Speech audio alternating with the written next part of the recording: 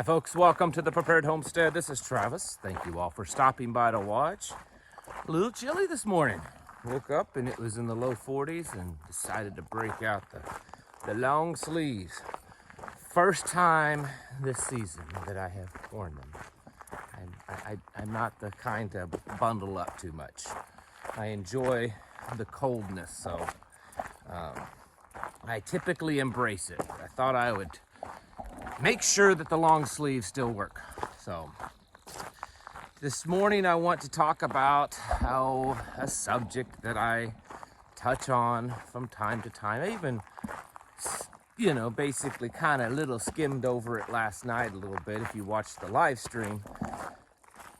And a lot of you may say, well, this isn't necessarily a prepping and homesteading subject. I mean, it's a good thing to talk about.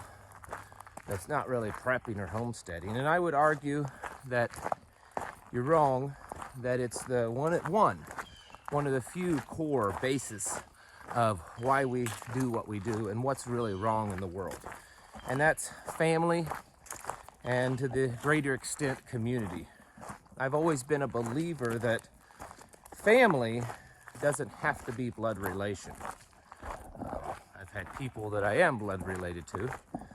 They're not very close, and they just don't like me, or maybe I don't care for them.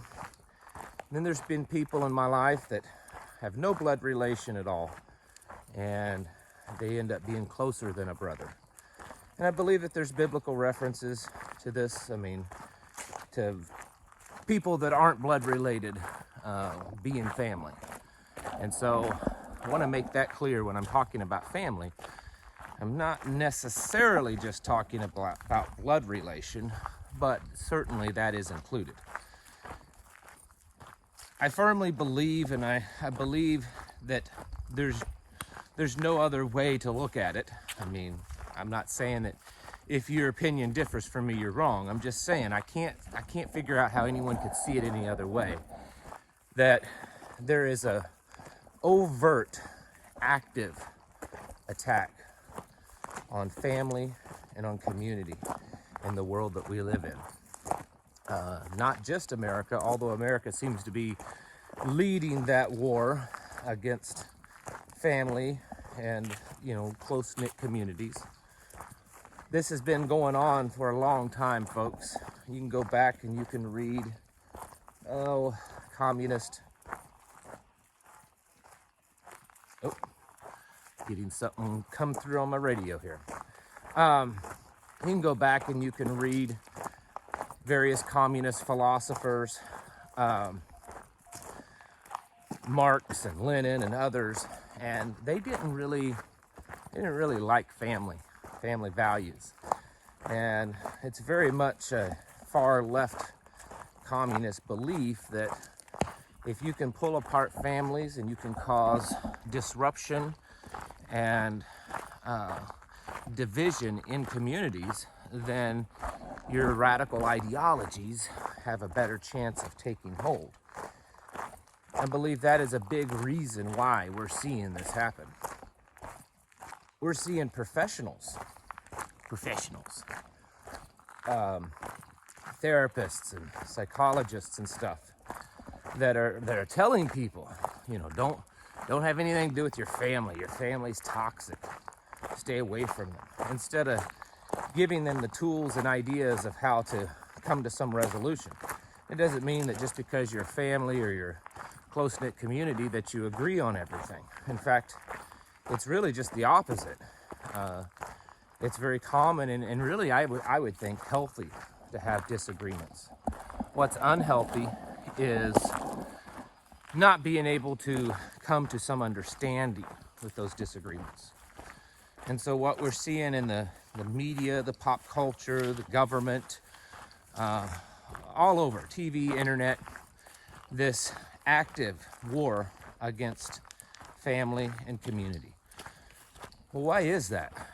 Well, it's because there's really not much more of a powerful force, at least earthly force, than a close-knit family and a strong bonded community. History has shown this to be true over and over and over again, and I believe that that's exactly the number one and maybe only reason why there's attack on the family. You know, the old saying, united we stand, divided we fall. Well, that's exactly the case when it comes to family and community. We've been conditioned, even as conservative, libertarian, whatever you consider yourself, to look at the greater nation and the problems in the nation and the politics in the nation as a way to solve these. I believe this is part of that conditioning, that the only way to solve our problems as a nation is to get the right person elected as president, or the right congressmen or senators, instead of saying, you know what, it's a big cesspool there, and history has shown over and over again, no matter how good a person is, they get elected, not a whole lot gets done. Let's focus on local stuff. Let's focus on local issues. Let's ensure that our local schools are, you know, well above bar, and that they're putting out good family values, information, and education. If those things were being done, and we were holding the school boards and the principals and the teachers holding their feet to the fire, maybe people wouldn't have to be doing a bunch of homeschooling. But we've relinquished the responsibility of educating our children to these vast indoctrination centers that aren't controlled by local school boards or even state departments of education. They're controlled on national levels by these NGO teachers unions and other sorts of things that have very far left agendas. And then we ask, what's wrong with our kids today? Why are our kids so stupid? And why are they lazy? And why are they disrespectful? And why are they so confused about gender and morality and all this kind of stuff? Why is it such a perverted generation? Well, I mean, for the last 40 or 50 years, we've said, we'll let the government raise our children. And well, they did. They raised them to hate family and to not value what family is and how powerful and how important it is. And well, we're left with what we have today. As a prepper, as a homesteader, as a man that does everything I can to follow the Bible, Father in heaven and His Son, I can tell you that I believe that family is one of the founding guidelines that the Father created for us. I mean, obviously it's very early on in the Bible. You know, created Adam and Eve, put them together, told them to go out and be fruitful, multiply. There's family.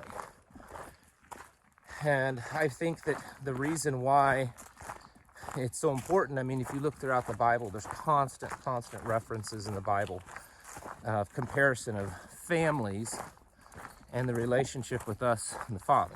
And I think that's done on purpose. I think families are that important, that it's kind of a physical, earthly manifestation of the relationship with us and the Father. And if you take that one step further and say, okay, there could be some truth there, and we see the complete degradation of family today, does that not also represent the complete degradation of our relationship as a whole, as a community, as a people with our Heavenly Father?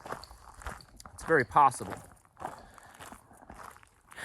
We as traditional, preparedness-minded, homesteading, conservative, libertarian, constitutional, whatever you want to call yourself, we need to be aware of these things and be aware that, yes, economies look bad and they're crashing. There's wars and rumors of wars. I was reading this morning that in the last week or two that China has sailed a ballistic missile ship 75 miles off the coast of the United States. You know, there's all kinds of stuff happening. And this is all really important. But it's only important in the sense that these are symptoms to greater problems. And as a doctor first looks at the symptoms, you know, he doesn't immediately say, okay, let's see what the root problem is. Well, he's got to figure out the symptoms first. Well, what symptoms are you having? Okay, you're having this, and this. Well, it's You know, usually when you have those kind of symptoms, it could be one of these 2 or 3 things. So let's dig into that. It's the same way. All these things that we talk about every day, stuff that's in the news, they're not the core problem. They're symptoms to the problem. And we need to be aware of that and realize that, you know, inflation, hyperinflation, and debt, and all this, you know, gun control, and all these things, pandemics, these are all symptoms to the greater problem. And one of those problems is that the results of this attack, this war on family for the last few decades, is finally showing through. There aren't enough strong men to lead their families, to teach their children right and wrong, to stand firm as a watchman stands at the gate, to not allow evil into his home. How many men do that nowadays? Maybe some of you do, but how many men in our world does that? Not a lot. How many communities stand firm with each other? And while they may not be blood related, they may not even always agree on everything, but they work together and they celebrate together and they fight together and they cry together. When have we seen that in this country? It's been a long, long time. And if you trace these problems, these core problems, outward, you can see how they've ended up in the situation that we're in today. We've elected horrible politicians over and over again. Why? Well, we have a horrible family structure, horrible family values as a nation, as a whole. And so, you know, we have no morals in our families. We don't teach our children. We don't stand together as a family and say this is right and this is wrong. So why, you know, stand for those things when we go into the voting booth? We don't stand together as a family and as a community when evil starts to come into our communities and say this is wrong. We're not going to have this. We're not going to allow these businesses to come in. We're not going to allow this type of ideology to creep into our schools. We're not going to allow this type of message to be taught in our churches. We don't do that anymore. We don't do that anymore because we want to be tolerant and all-inclusive. And really, in the end, it's because we want to be lazy. Because it takes a lot of effort. It takes courage to stand up for these things. And there's a big lacking of real courage. Not this false facade of courage that you see. I saw something a while back online. It was an advertisement, and I just laughed and laughed. And I'm not trying to be critical. I'm just telling you it was kind of funny. And it was an advertisement for some conference on masculinity. I don't remember the name or who was organizing or anything. And it was just, you know, how to be a man kind of thing. And it had pictures of all the speakers that were there. And every one of them fell into one of two categories. They either were huge, ripped and cut guys, you know, bodybuilders, or they looked like they were billionaires. There's pictures of them with their, you know, G9 or whatever they're called, private jet, and, or standing next to their Bugatti car and their, you know, $5,000, $10,000 suit. And I thought, right there, there's a problem. That is a perfect example of the problem in this country. That we want to learn how to be a man, so we look to people like that. And I'm not saying that any of those men aren't men, but just the fact that they're advertising that, oh, you want to learn how to be a man? Let's show you how to have big muscles, fancy cars, lots of money. That's how you be a man. That's the world that we live in. And this is all being done on purpose. I firmly believe that. I firmly believe that.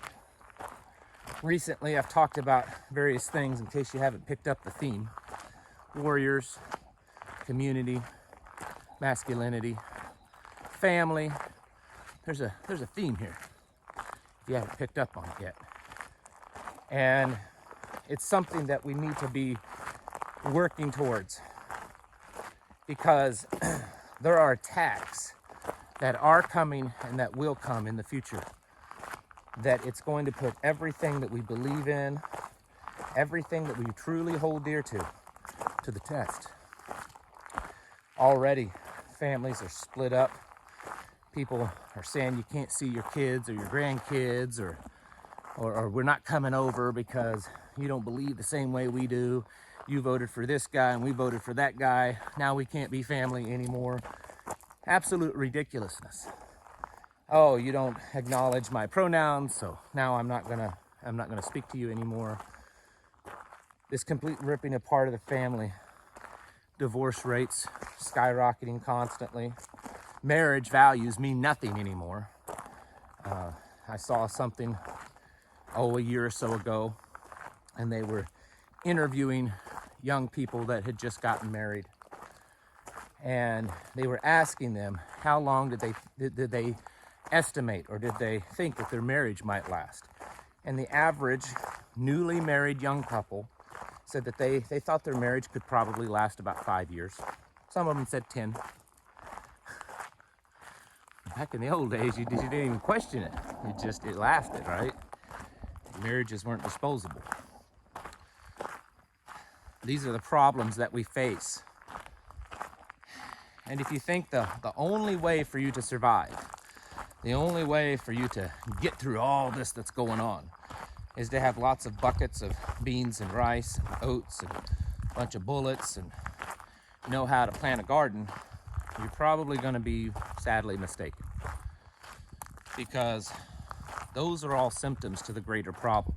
And if you don't guard yourself against these real problems that are happening, then these band-aids, which is what buckets of food and gardens and bullets and stuff aren't gonna help you in the long run. There's more at stake here than our food supply, than whether our grid's gonna stay up or not, or who gets elected into office, or if we're on the verge of having a nuclear war dropped on top of us. There's a lot more at stake here than that. There's a lot more going on. And like I said, one of the key central problems is the attack on family and community. Folks, it's time to build the walls of protection around your family. Bring your family together, teach them properly what morals are, what family values are. Spend time together, learn together. Do this as a community also, whether it's in your church or preparedness group or homesteading group or homeschooling group. Work on building these things and making them strong. And then when I talk about circling the wagons, that's what I'm talking about. Circle the wagons around these things.